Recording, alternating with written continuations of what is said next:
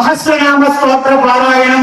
ఎందుకు ఈ సహస్రనామ స్తోత్ర పారాయణం అంటే దేశం రాష్ట్రం సుభిక్షంగా ఉండాలని, వర్షములు పడాలని, సస్యశ్యామలం అవ్వాలని, పంటలు బాగా పండాలని, అలాగే అందరూ సుభిక్షంగా ఉండాలని సదుద్దేశం చేత ఆడవారి చేత సామూహిక లలితా సహస్రనామ పారాయణ కార్యక్రమం ప్రత్యేకించి ఈ రోజు నుంచి 5 వారాలు కూడా జరిపిస్తారు.